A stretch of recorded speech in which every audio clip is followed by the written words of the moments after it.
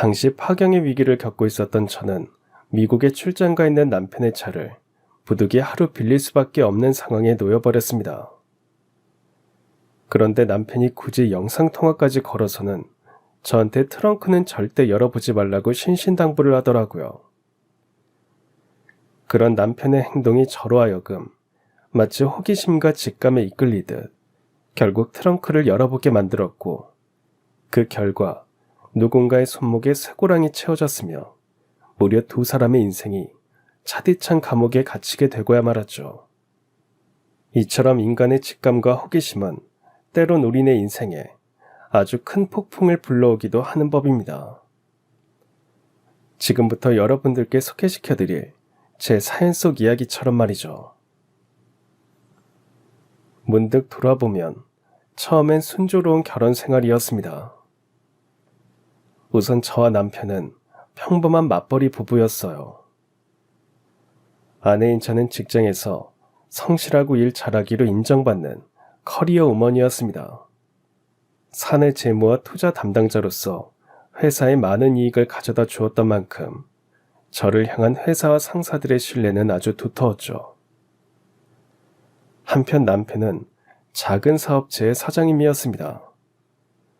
규모도 작고 직원도 몇 명 안 되는 작은 회사였지만 든든한 거래처들 덕분에 큰 욕심만 부리지 않는다면 적어도 망할 걱정은 없을 만치 아주 안정적인 회사이기도 했죠.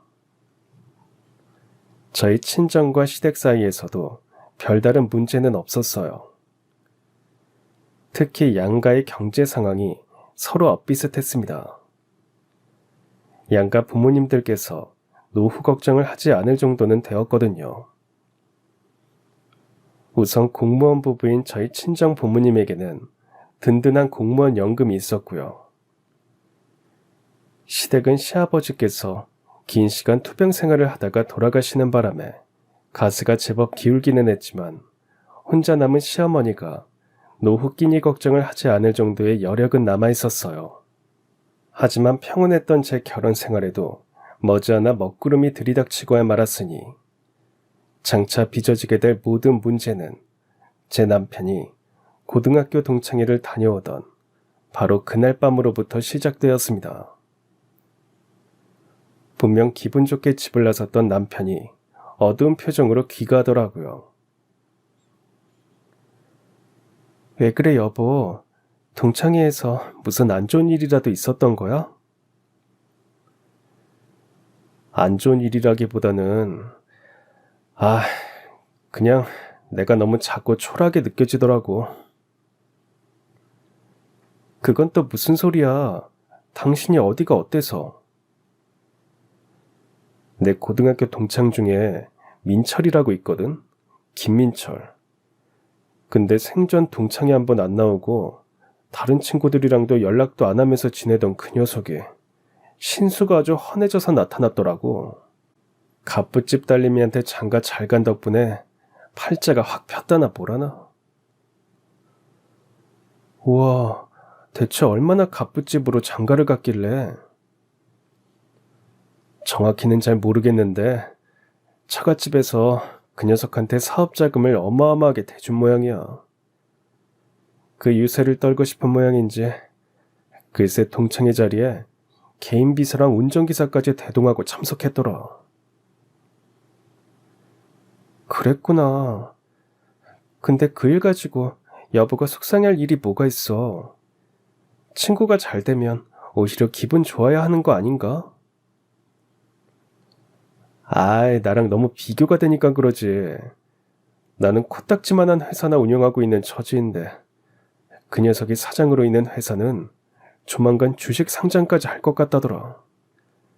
이러니 질투가 안 나고 배겨? 무슨 말을 그렇게 해. 질투까지 날 이유는 또 뭐고. 비록 규모는 좀 작긴 하지만 여보네 회사처럼 안정적인 사업도 드물잖아.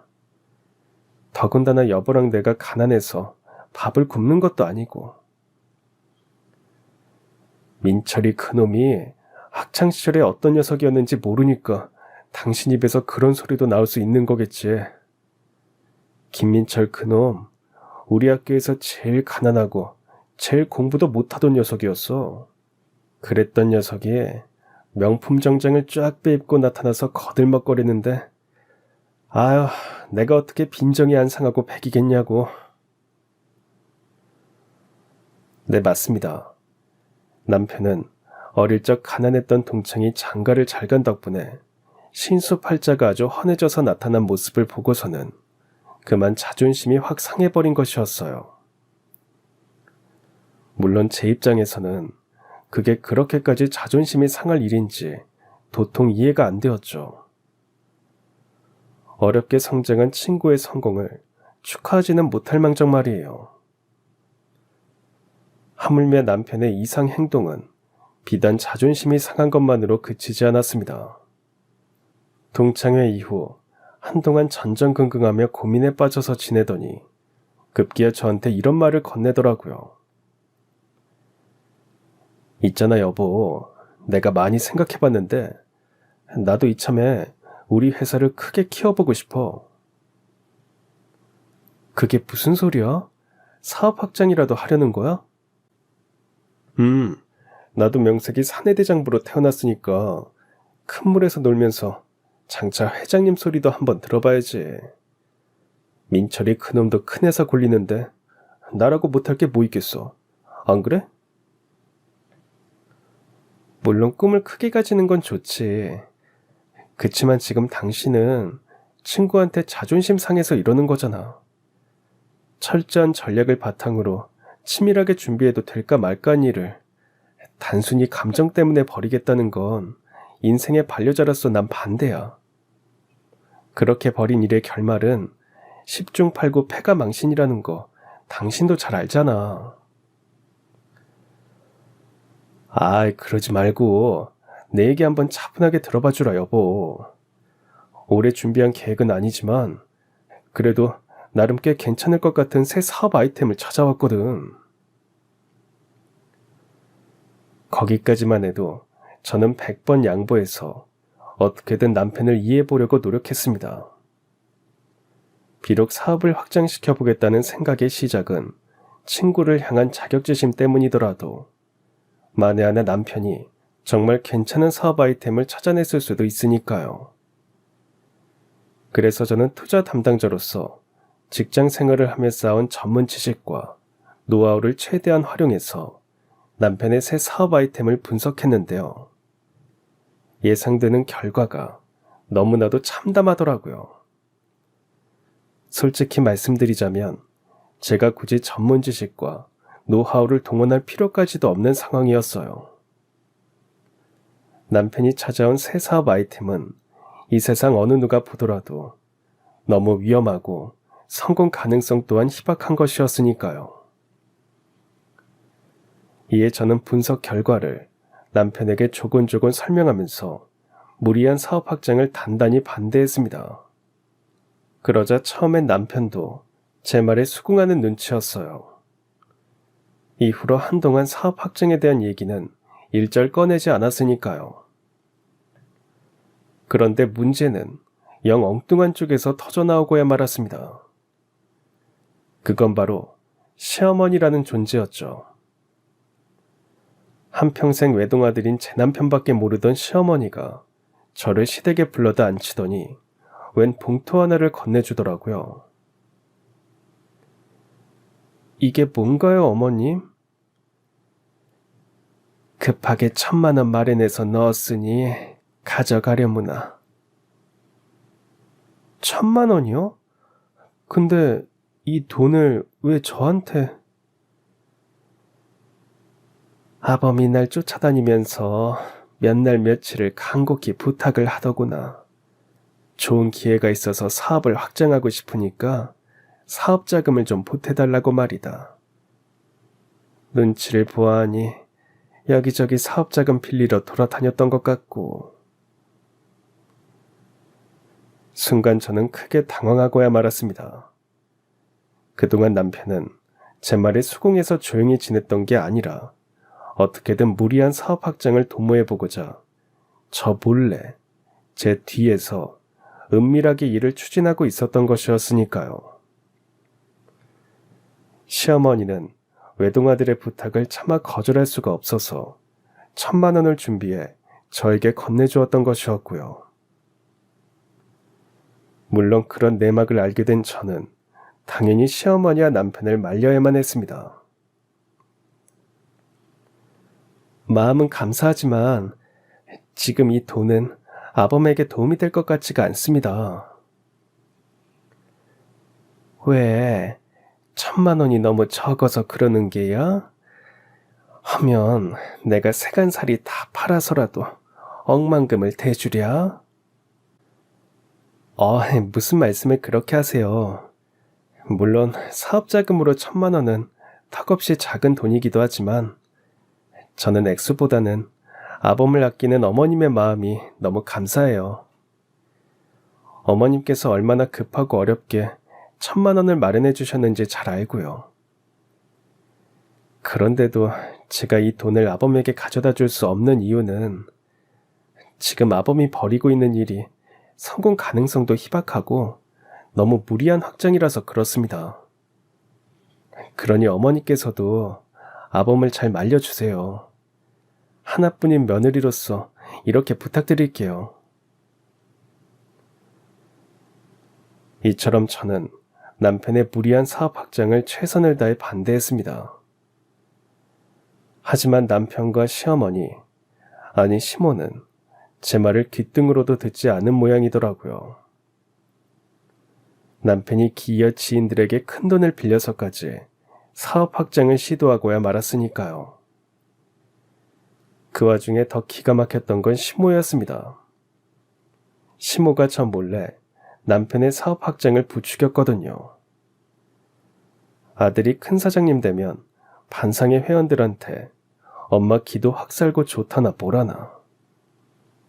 사업 확장이 얼마나 위험한 일인지는 안중에도 없이 말이죠. 아무튼 그런 무리한 사업 확장의 결과는 제 예상대로 되어버리고야 말았습니다. 남편의 회사가 채 2년을 버티지 못하고 부도 위기를 맞이했거든요.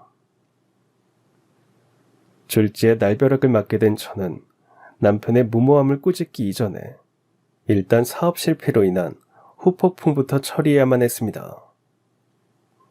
거의 매일같이 저희 집으로 내용 증명 우편물이 도착했거든요.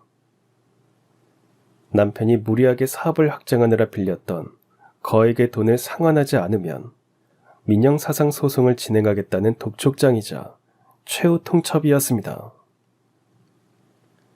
이에 저는 사생결단의 심정으로 남편에게 이렇게 말했어요. 이제 어떻게 할 거야? 남의 돈까지 빌려가면서 사업 확장을 시작했을 때는 일이 잘 안 풀렸을 경우 그 돈을 어떻게 갚을지도 미리 생각을 해두었을 거 아니냐고.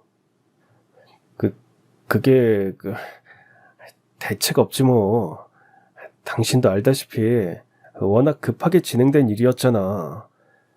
그런 상황에 일이 잘 안 풀렸을 경우를 대비한 준비까지 미리 해놓을 순 없었어.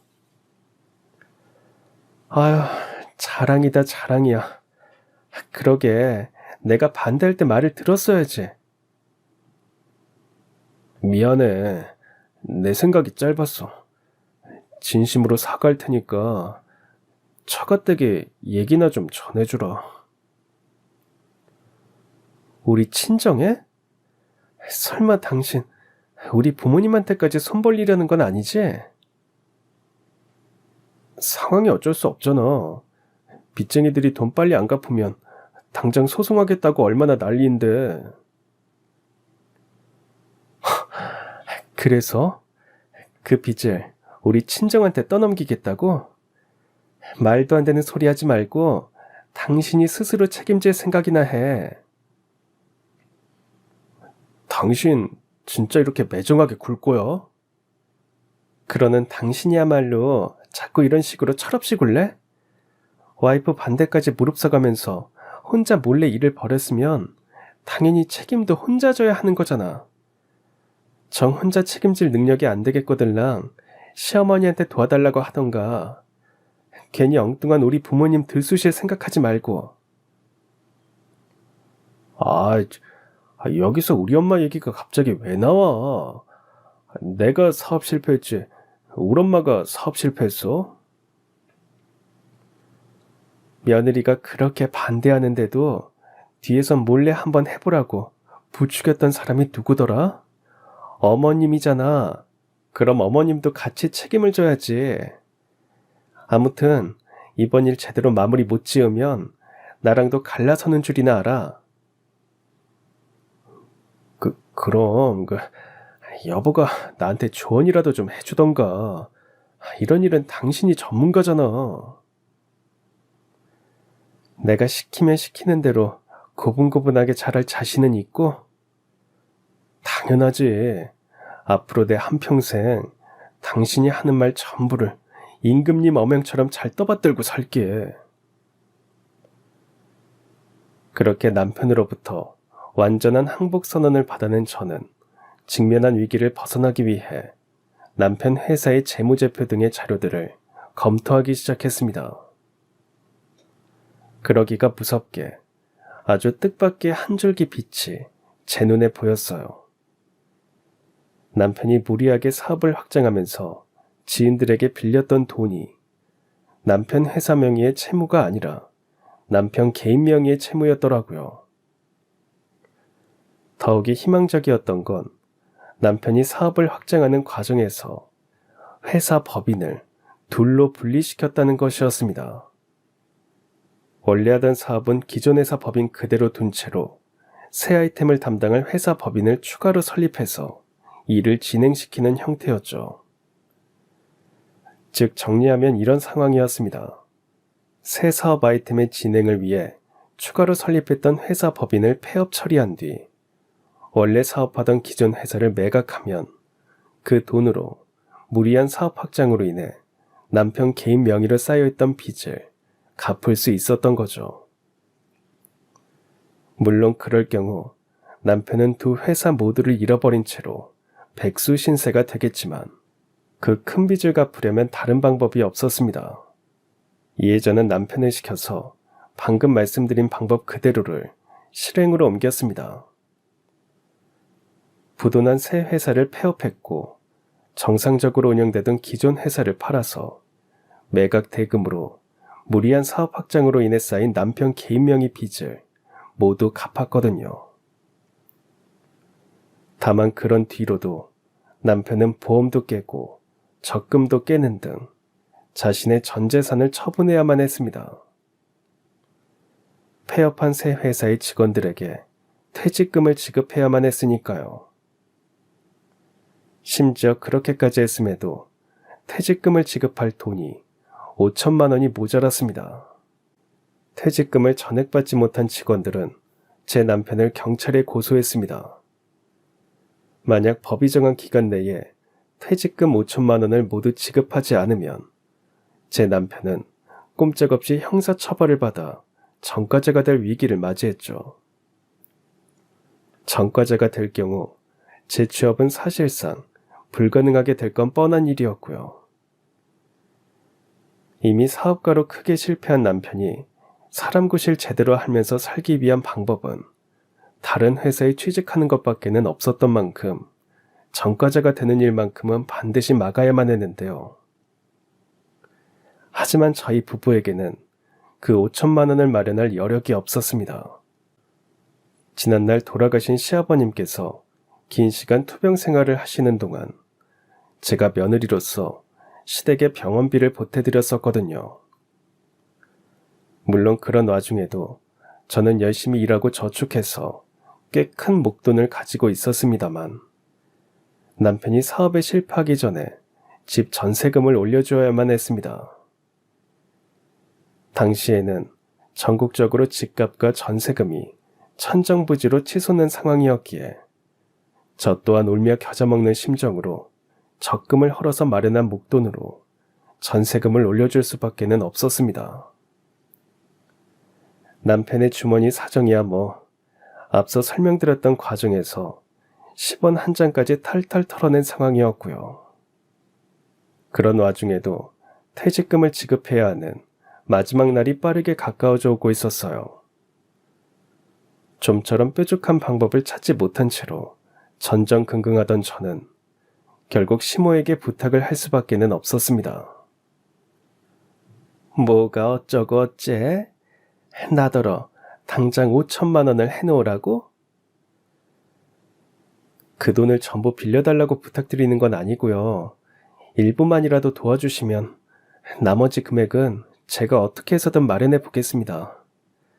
일단 급한 불부터 끈 다음에 아범 재취업시켜서 꼭 갚아드릴 거고요. 아이고, 나 참 기가 막혀서 정말. 이보세요, 며느님.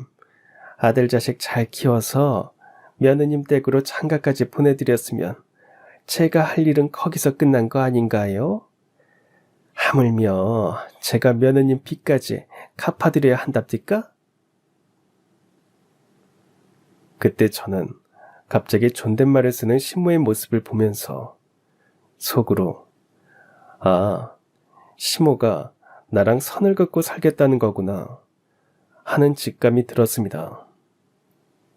일단 그런 생각이 들고 나니까 전 너무나도 억울하고 화딱지가 나더라고요.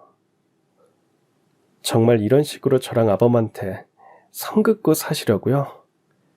사업 확장해보라고 뒤에서 아범을 저 몰래 부추긴 사람이 누군데요?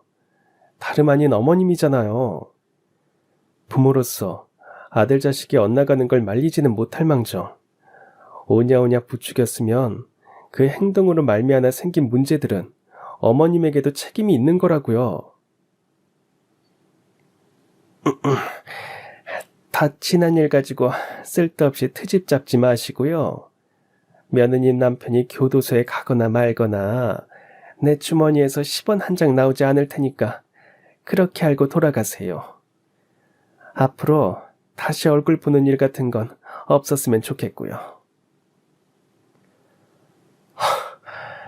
네, 알겠습니다. 대신 이거 하나는 똑똑히 알아두셔야 할 거예요. 아범과의 천류는 어머님이 먼저 끊어낸 거니까 앞으로 며느리 덕 보면서 호강할 생각은 꿈도 꾸지 마세요. 그날 저는 시모와 남남처럼 살기를 각오한 채로 시댁을 떠났습니다. 이제 더는 시모 때문에 골치 썩지 않을 수 있게 되었으니 속은 시원하더라고요. 하지만 그렇다고 한들 현실적인 문제는 아무것도 해결되지 않았어요. 당장 5천만 원을 마련하는 건 사실상 불가능한 상황이었으니까요. 이대로라면 남편이 형사처벌을 받아 전과자가 되어버릴 절체절명의 위기. 벼랑 끝까지 몰려버린 저는 남편을 데리고 퇴직금을 받지 못한 직원들을 찾아가서 무릎이라도 꿇고 싶은 심정이었습니다. 그렇게 해서라도 가정을 지킬 수만 있다면 말이죠. 하지만 제가 남편을 데리고 무릎을 꿇는 일은 벌어지지 않았습니다. 딸 자식인 저를 향한 친정 어머니의 사랑이 반짝 빛을 냈거든요. 엄마가 그 돈 해줄 테니까 이제 아무 걱정 말거라. 엄마랑 아빠한테 무슨 돈이 있으시다고요. 사이랑 둘이서 무릎을 꿇는 한이 있더라도 저희가 해결할 테니까 괜히 무리하지 마세요. 사랑하는 딸 자식이 밖에서 무릎을 꿇고 다니도록 내버려둘 부모가 세상에 어딨겠니. 아들 같은 사위가 전과자 되도록 내버려둘 부모는 또 어디 있고. 그러니 얼른 이 통장 받아가서 문제부터 해결하거라. 이게 무슨 돈이에요? 5천만 원이라는 목돈이 갑자기 어디서 나오셨어요? 우리 집안에 대대로 물려오던 가보를 팔았단다. 딸 자식 마음고생시키고 사위를 전과자 만드는 것보다는 훨씬 나을 것 같길래. 그 말을 듣는 순간 저는 조상님들께 씻을 수 없는 죄를 지은 것만 같은 심정이었습니다. 당시 저희 친가에는 중국 청나라 시절 황실에서 쓰던 진기한 도자기 유물 한 점이 대대로 갑오로 전해져 내려오고 있었는데요. 그 소중한 갑오를 후대에 길이길이 물려주지는 못할 망정 5천만 원이라는 돈에 팔려나가게 만들었으니 후손된 저로서는 정말이지 조상님들 뵐 낯이 없었죠. 그래서 처음엔 그 돈을 받지 않으려고 했어요. 그 돈에 웃돈을 보태서라도 팔려나간 갑오를 다시 되찾아오고 싶은 마음이 굴뚝 같았죠. 하지만 그런 제 마음을 친정아버지께서 포근하게 감싸주셨습니다. 엄마랑 아빠는 너를 위해서 뭐든 다 해줄 수 있어. 만약 조상님들께서 갑오를 팔았다고 큰 벌을 내리신다면 이 아버지가 모든 책임을 지고 죄값을 달게 받도록 하마. 사랑하는 딸 자식 마음고생 시킬 바에야 차라리 갑오를 팔아서 딸을 돕고 조상님들의 벌을 받는 쪽에 훨씬 행복할 테니 말이다. 덕분에 저는 부모님의 사랑을 받아들이게 되었습니다. 또한 그날은 지금껏 친정과 시댁이 서로 엇비슷하다고 여겨왔던 제 생각이 완벽하게 깨져버리는 날이기도 했어요. 시댁의 시모는 자기 아들이 공경에 처하게 되자 외면해버린 몹쓸 사람인 반면에 저희 친정 부모님은 조상님의 천벌을 감수하고서라도 딸 자식을 품에 안아주시는 아주 훌륭한 분들이셨으니까요. 아무튼 저는 친정 부모님의 도움 덕분에 남편이 전과자가 되는 걸 막을 수 있었습니다. 갑오를 팔아서 마련한 돈으로 퇴직금을 전부 지급했거든요. 그러는 한편으로 저는 남편에게 철석같이 약속을 받아내었습니다. 하루빨리 재취업하고 월급을 알뜰살뜰 모아서 장인 장모님께서 보태주신 5천만 원을 반드시 갚아드리겠다고 말이죠. 이후 남편은 그날 저와의 약속을 지키기 위해 노력했습니다. 전직 사장님이었던 입장에서 다른 사람 밑에서 일하기가 자존심이 상할 법도 한데 그런 내색은 전혀 없이 치열하게 면접을 보고 다닌 끝에 재취업에 성공해서 열심히 일했거든요. 참으로 오래간만에 그리고 온갖 우여곡절 끝에 마침내 맞이한 평화였고 가와 만사성이라는 옛말이 있듯이 가정이 안정되자 저에게도 아주 좋은 일이 생겼습니다. 제가 근무하는 부서 부장님이 회사에서 독립해서 자신만의 사업을 시작하기로 결정하셨고 그런 부장님께서는 평소 저의 성실함과 능력을 높이 산다면서 스카웃 제안을 해주셨거든요. 이에 저는 부장님께서 새로 차린 회사로 이직을 결정했습니다. 급여와 복지 조건도 좋고 임원으로서의 승진 또한 보장받았던 데다가 무엇보다 부장님은 업계에서 최고로 알아주는 실력자였거든요. 그분과 함께라면 탄탄대로는 이미 예정된 것이나 다름이 없었습니다. 다만 새로 시작하는 회사들이 의례 그러하듯 아직 초창기에는 분명 어려운 시절도 있었어요. 그런 위기 속에서 회사를 구원해내고 나아가 번창하게까지 만든 장본인은 쑥스럽지만 다름 아닌 저였습니다. 굵직한 투자권을 직접 맡아서 연달아 큰 수익을 거두었죠. 당연하게도 회사는 제가 만들어낸 성과를 아주 후하게 보답해 주었습니다. 바로 승진과 성과급으로 말이죠. 덕분에 저희 가정은 다시금 경제적으로 안정되었고 가정이 더더욱이 안정된 만큼 저는 더 열심히 일에 집중할 수 있었어요. 그 결과 저는 이직 3년 만에 억대 연봉을 받는 부사장 자리에 오르게 되었는데요. 이로써 저는 자수성가에 완벽하게 성공했지만 마음 한켠에는 늘 무거운 그림자가 드리워져 있었습니다. 그건 바로 저희 부부 일 때문에 친정 부모님으로 하여금 진귀한 갑오를 팔게 만들었다는 죄스러운 마음이었죠. 당연하게도 제가 부사장으로 영전하자마자 가장 먼저 한 일은 가보를 되찾아오는 것이었습니다. 부모님께서 5천만 원에 팔았던 가보를 7천만 원에 되찾아오던 그날, 저의 귓전에는 조상님들이 기뻐하시는 웃음소리가 들리는 것만 같았고 친정 부모님의 대견하다는 칭찬이 들려오는 것만 같았어요. 역시나 저희 친정 부모님께서는 저를 아주 자랑스러워 하시며 크게 칭찬을 해주셨지만 정작 가보는 받지 않으셨습니다. 특히나 친정아버지께서 아주 단호하셨죠. 그 물건은 이제 내 것이 아니니 도로 가져가거라. 그게 무슨 말씀이세요, 아버지? 비록 웃돈을 2천만 원씩이나 얹어주기는 했지만 엄연히 정당하게 되찾아온 거예요. 몰래 훔쳐오거나 억지로 빼앗아온 게 아니라고요. 아빠 말은 그런 뜻이 아니야. 외동딸인 너에게 가보를 물려주려는 게지. 또 서운하게 말씀하신다. 엄마, 아버지 두 분이 멀쩡히 계신데 제가 왜 가보를 물려받아요?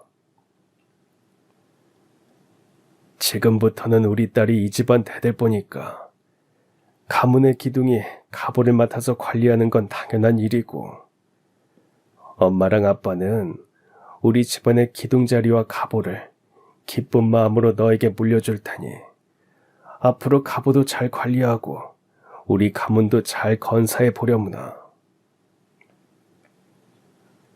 네, 맞습니다.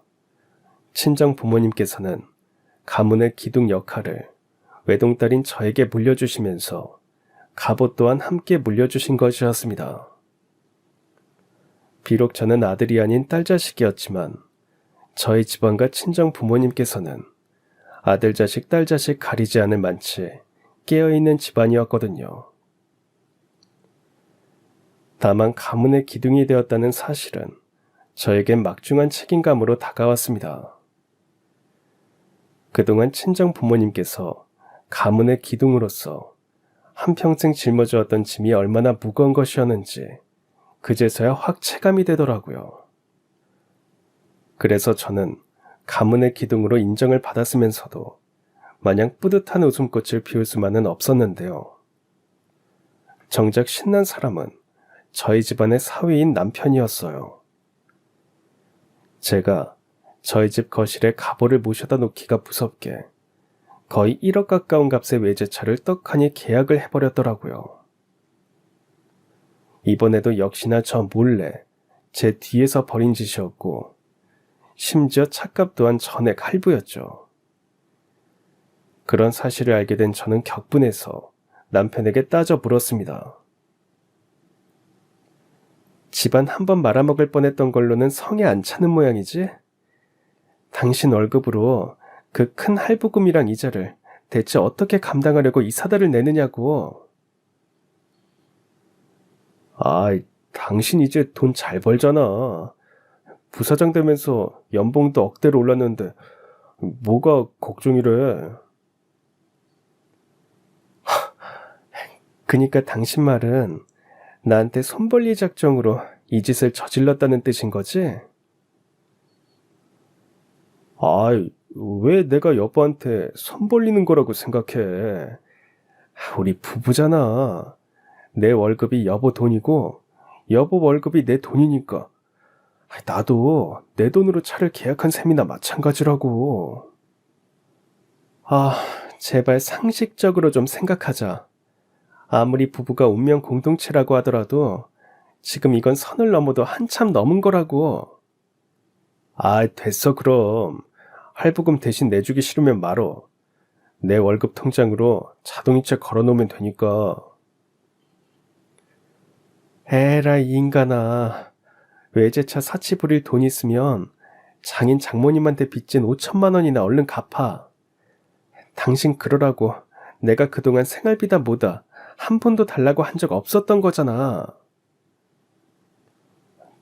그건 여보가 나 대신 처가댁이 이미 갚아준 거 아니었어?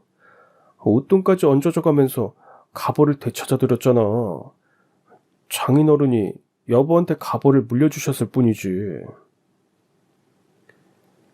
난 조상님들의 후손으로서 우리 집안의 가보를 되찾아왔을 뿐이야. 당신이 처가댁에 빚진 은혜랑 돈까지 대신 갚아준 건 아니라고. 그니까 당장 외제차 계약 취소하고 월급 따박따박 저축해서 처가댁의 빚부터 갚아. 내 말 알아들어? 아, 꼭 그렇게까지 해야 돼? 벌써 계약금 10만 원까지 걸어놨는데.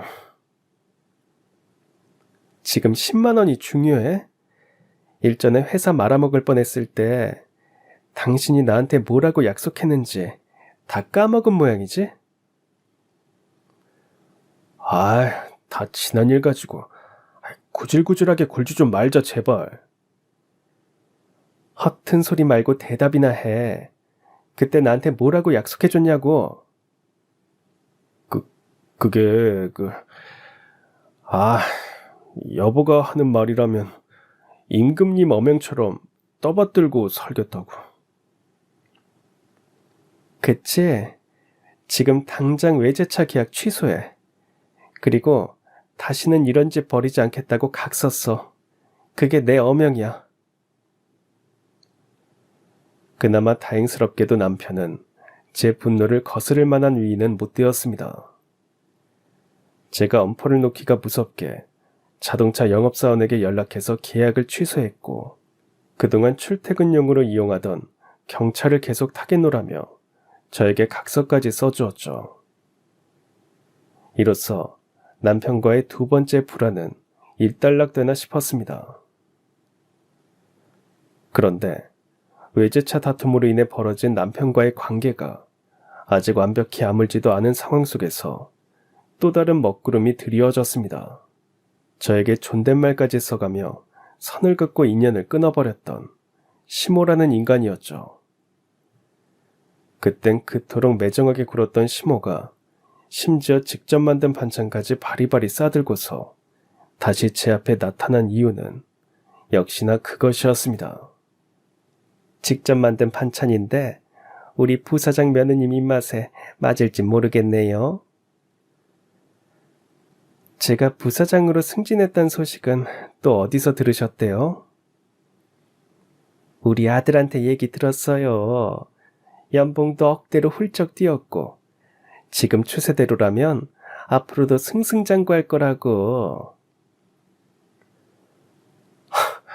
나 참 기가 막혀서 정말.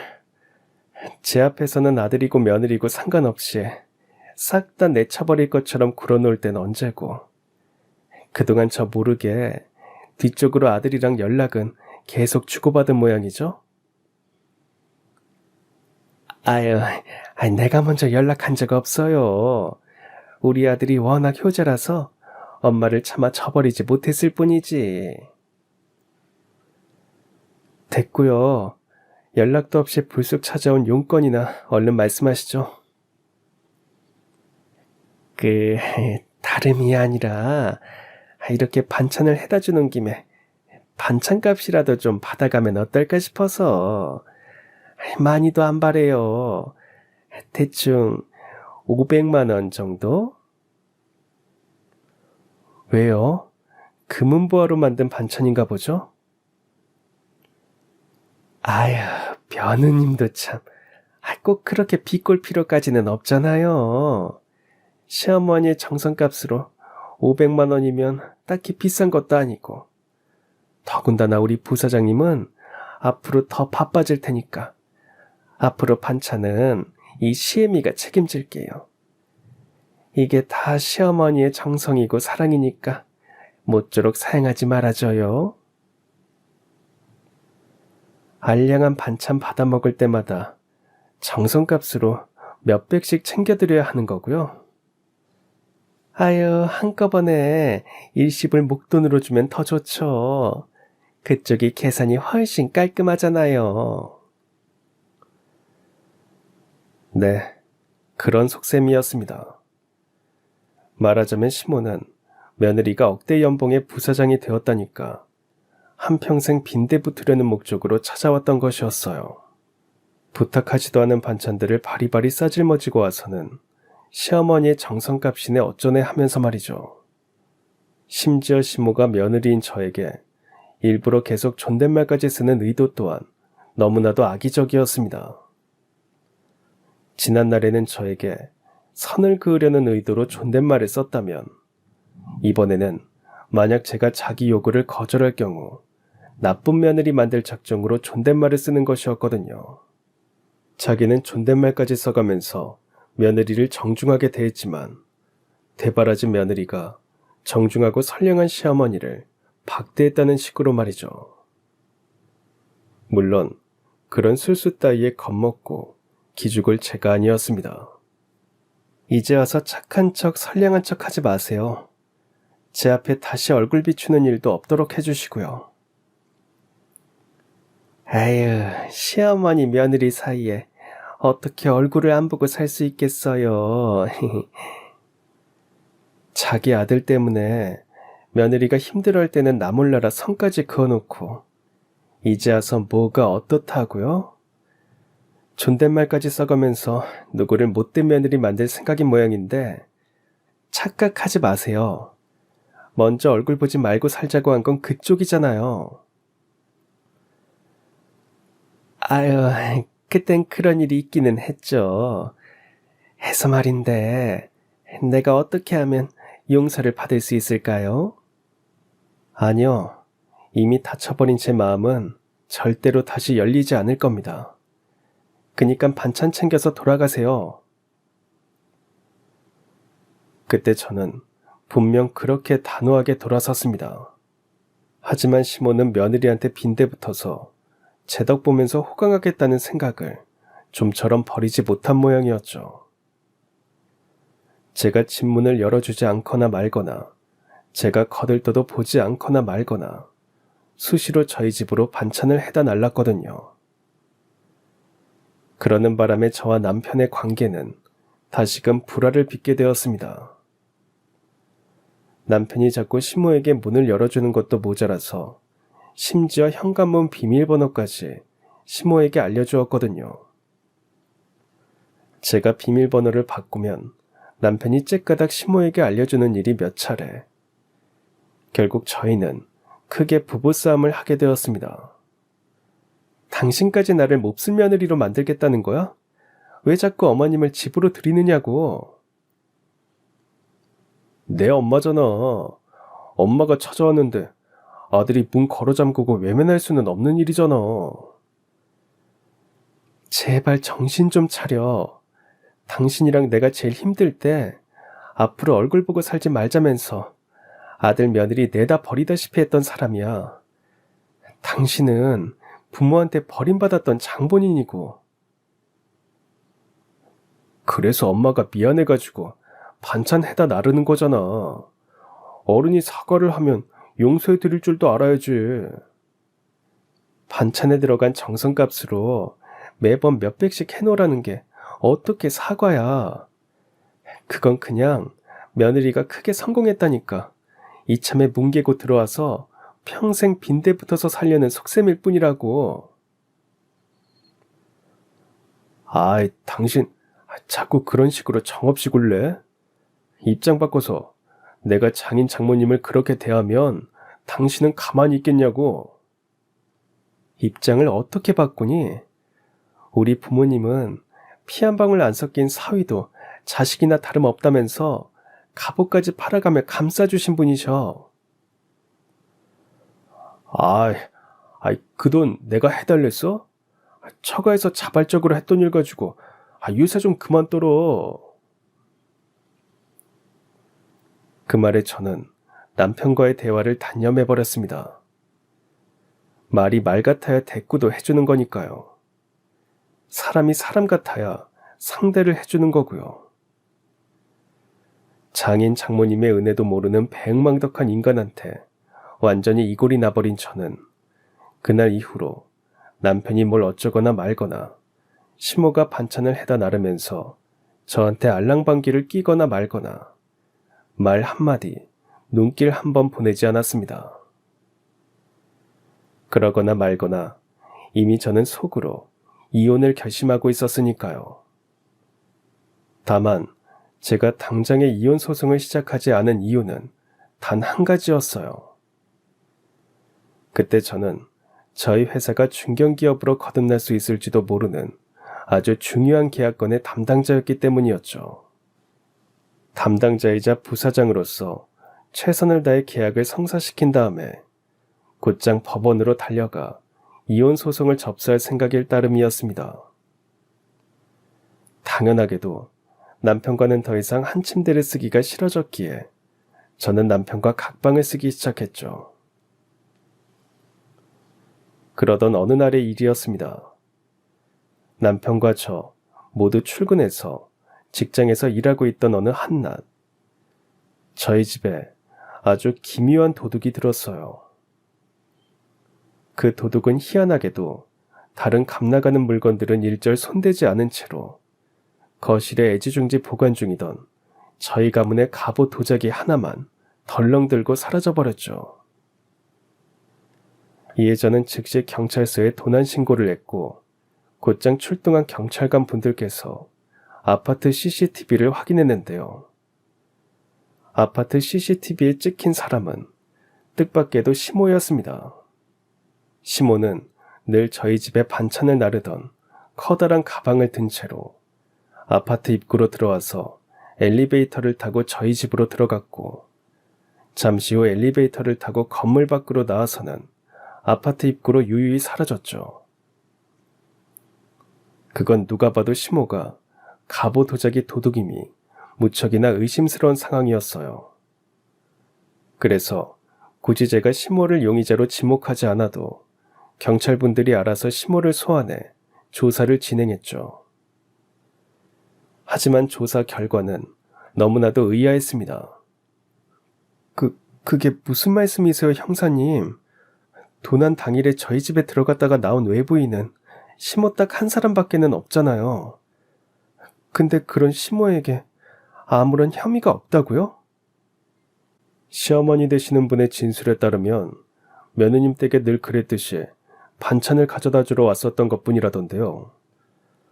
그래서 저희도 다른 날들의 CCTV랑 남편분의 참고인 진술을 확인해 보니까 시어머님의 얘기가 사실인 걸로 확인이 됐고요. 네, 맞습니다.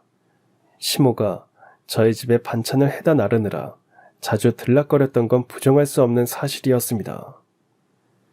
현관문 비밀번호도 외부인이 아닌 제 남편이 직접 시모에게 알려준 것이었고요.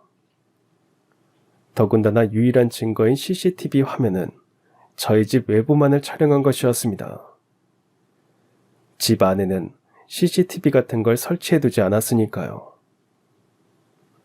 즉 경찰 입장에서는 시모가 갑옷 도자기를 도둑질했다는 직접 증거가 없으니 시모를 향한 조사를 중단할 수밖에는 없었던 거죠.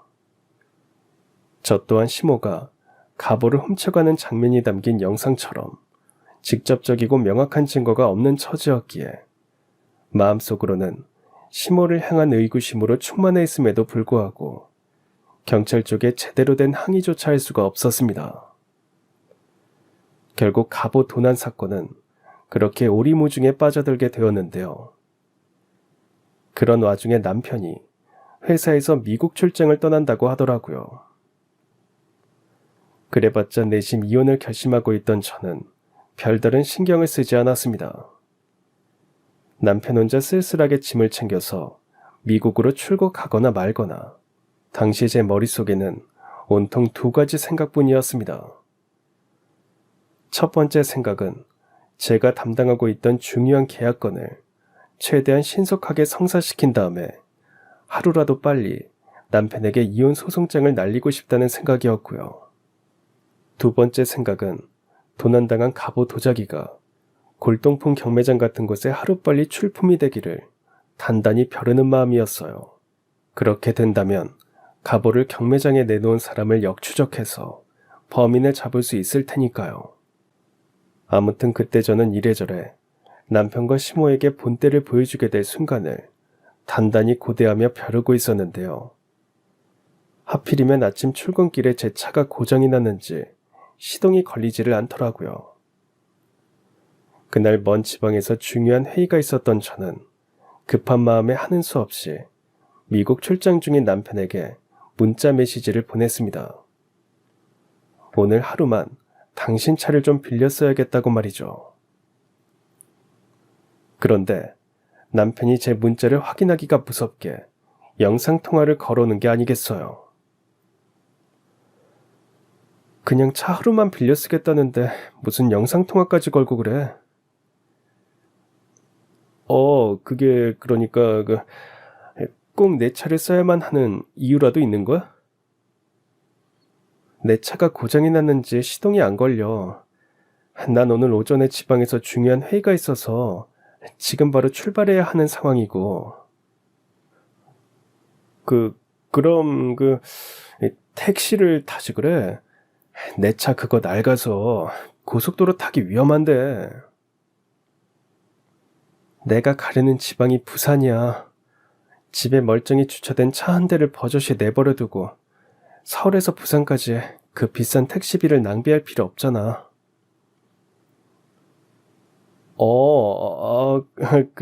그래, 알았어. 조심히 다녀오고, 대신 트렁크만 절대로 열지 마. 갑자기 트렁크 얘기가 왜 나와? 그게, 내가 트렁크 안에 우리 회사 기밀 자료를 넣어두고 깜빡했지 뭐야.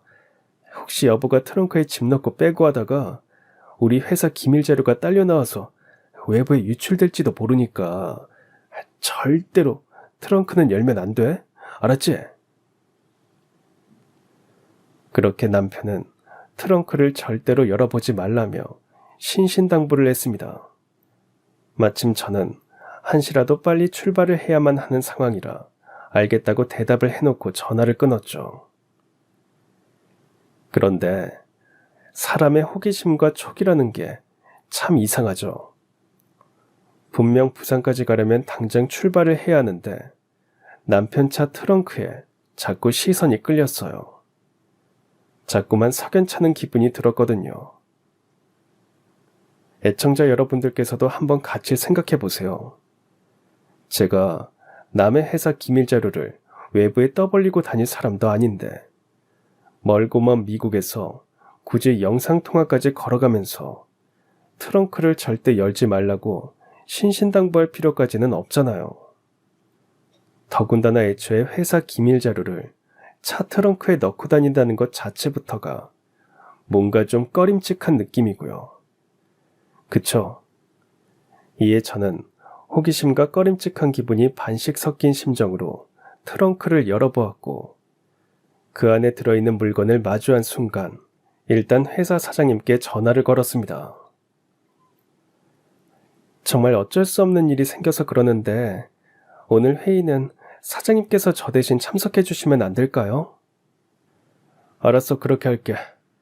곧장 김포공항 가서 비행기 타면 시간 맞춰서 부산에 도착할 수 있을 테니까 걱정하지 마.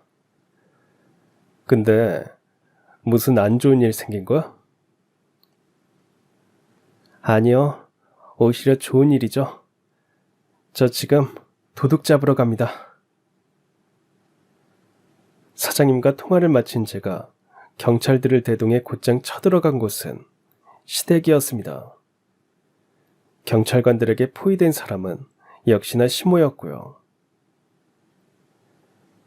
내가 며느리 한번 잘못 들여서 이게 무슨 꼴인지 모르겠구나. 하늘 같은 시애미한테 이게 대체 무슨 막대 먹은 짓거리야? 그러는 그쪽이야말로 엄청 다급한 모양이네요. 평소에는 선량한 척 따박따박 존댓말을 하던 사람이 오늘따라 반말을 하는 거 보면 내가 지금 이 상황에 체면치레까지 신경 쓰게 생겼니? 대체 무슨 트집을 잡아서 시댁에 경찰들까지 몰고 쳐들어왔는지나 똑바로 말해. 당신 아드님이 쓰던 차 트렁크에서 도난당한 우리 집안 갑오가 발견됐으니까. 아유, 그럼 애초에 갑오를 도둑 맞은 적이 없었던 거잖아. 너희 남편 차 트렁크에서 발견됐으면 나랑은 일절 관련 없는 일이고. 그 도자기가 어떻게 트렁크로 옮겨졌는지가 중요한 거 아니겠어요? 아이, 그건, 우리 아들이 대청소 같은 걸 하다가 워낙 진기한 물건이니까 행여 깨지기라도 할까봐 트렁크에 잠깐 옮겨놓고서는 까먹었을 수도 있는 일이지. 걔가 원래 어렸을 적부터 칠칠 맞은 구석이 꽤 있었어. 아, 그러세요? 갑오 도난건으로 엄마가 경찰 조사까지 받았고 아들 본인도 참고인 진술까지 했는데 그런 와중에도 트렁크에 넣어두었다는 사실을 계속 까먹고 있었다고요? 그 정도면 칠칠 맞은 정도가 아니라 지질이 바보 천치 아닌가? 됐으니까 빙빙 돌리지 말고 하고 싶은 말이나 빨리 해. 그래야 나도 무고죄로 너를 고소하든 말든 할 거 아니냐? 이렇게 생각해보면 어떨까요? 엄마가 우리 집에서 도자기를 훔쳐서 낳아놓고서는 정작 경찰 조사를 받게 되니까 덜컥 겁이 나서 아들한테 도자기를 떠넘겼던 거라면? 너희는 부부 사이니까 집에 있는 진기한 도자기를 밖으로 들고 나왔다고 하더라도 아무런 죄가 되지 않는다면서 말이야. 아이고, 나 참 기가 막혀서 정말 창의력이 아주 대단하구나. 선량한 시어머니를 아무런 증거도 없이 범인으로 몰아세우는 솜씨가 아주 제법이야. 증거라면 있죠. 당신 아들놈이 쓰던 차 블랙박스. 그랬습니다. 그날 제가 남편놈 차 트렁크에서 발견한 물건은 도난당했던 갑오 도자기였고 제가 블랙박스 영상에서 찾아낸 남편놈과 시모의 대화는 진범을 가리는 결정적인 증거였죠. 그 중에서도 가장 중요한 대목을 여러분께 잠시 전해드리자면 이렇습니다. 그니까 며칠 전 도자기 도둑이 결국엔 엄마였다는 거예요? 아, 대체 왜 그러셨어요? 내가 아무리 반찬을 해다 날라도 며느리 코것이 좀처럼 넘어오지를 않았으니까. 그러니 어쩌겠어. 당장 돈은 필요하지. 빈집에 반찬 주러 갔다가 비싼 도자기가 눈에 딱 들어와 버렸지. 그래서 그냥 반찬 가방에 도자기를 넣어서 들고 나와버린 거야. 네가 전에 얘기해 준 적 있었잖니. 그 도자기가 몇 천만 원 값어치를 한다고. 아, 환장하겠네 진짜. 갑자기 목돈은 왜 필요해지신 건데요? 그게 실은 엄마 화투 쳤거든. 노름을 하셨다고요? 반상회장 따라서 재미로 시작했다가 아휴, 덜컥 화투에 맞들려 버렸지 뭐니. 정신 차려보니까 전 재산을 싹 날려먹은 것도 모자라서 사채빚도 몇 천 생겼더라고. 아무튼 그 도자기는 우리 아들이 딴 데 옮겨두었다가 까먹었던 걸로 잘 마무리 짓자구나. 오늘 경찰 조사받고 나오면서 엄마 갑자기 너무 무서워졌어. 저더러 도둑질까지 뒤집어 쓰라는 말씀이세요? 아무리 부모 자식 사이여도 그건 아니죠.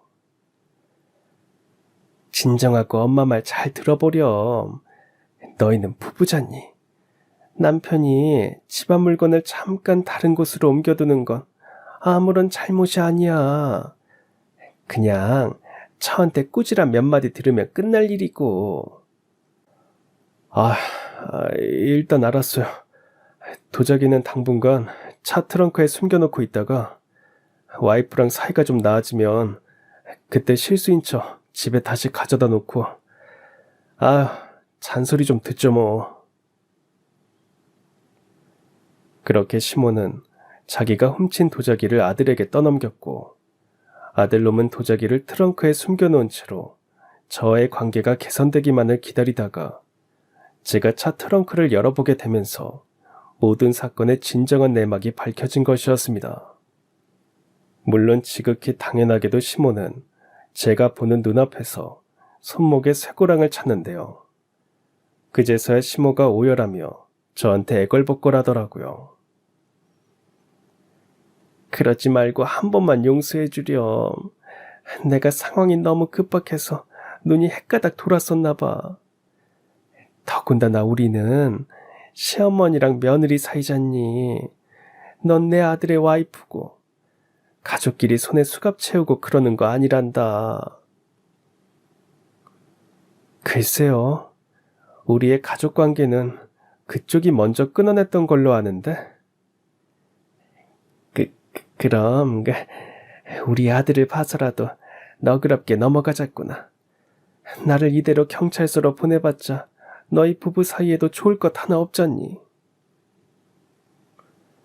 이봐요 아줌마, 지금 뭔가 크게 착각하고 있는 모양인데 당신네 외동아들과의 결혼 생활을 생각하면 더더욱 이 자리에서 경찰서로 보내야 돼. 왜냐면 어차피 난 당신네 아들놈의 자식 내다 버릴 작정이었거든. 그건 또 무슨 소리니? 우리 아들을 이혼남 만들기라도 하려는 거야? 정답입니다. 얘기 나온 김에 한마디만 더 해주자면 아들놈이 불리하게 이혼당하는 일에 당신 스스로 한몫 아주 제대로 거들었어. 시어머니가 사돈댁 가문의 가보를 도둑질했다는 사실만큼 아주 훌륭한 이혼 사유가 따로 없거든. 뭐 내 입장에서는 참 잘된 일이기도 하고 가보도 멀쩡히 되쳐진 데다가 당신의 아들놈한테 이혼 위자료도 제대로 청구할 수 있는 명분까지 엄마라는 인간이 스스로 만들어주었으니까. 말을 마친 저는 경찰분들께 저 아줌마를 얼른 경찰서로 보내달라는 부탁을 드렸습니다. 바로 그 순간 그 몹쓸 시모가 시궁창에 처박히게 될 자신과 아들놈의 미래를 직감했던 모양인지 입에 거품을 물고 쓰러지더라고요. 그렇게 몹쓸 시모는 곧장 경찰서가 아닌 응급실로 실려갔는데요. 애청자 여러분께서는 너무 아쉬워하실 필요 없습니다. 몹쓸 시모가 정신을 차리기 무섭게 경찰서로 이송되었고 증거인멸의 우려가 있다는 점이 참작되어 바로 구치소행 호송버스에 탑승하게 되었으니까요. 물론 거기서 끝이 아니었어요. 이후 시모는 형사 재판 결과 실형을 선고받아 짧지만 교도소 생활을 해야만 했고 형기를 마치고 출소한 이후로도 마치 지옥과도 같은 노후를 보내게 되었거든요. 노름비 때문에 사채업자들에게 시달리랴, 제가 보낸 정신적 피해 보상금 독촉장에 시달리랴, 사는 게 아닐 지경이라고나 할까요. 한편 남편놈도 인생이 통으로 시궁창에 처박히기는 마찬가지였습니다. 이혼 소송에서 제가 거액의 위자료를 판결받으면서 완벽하게 승리했거든요.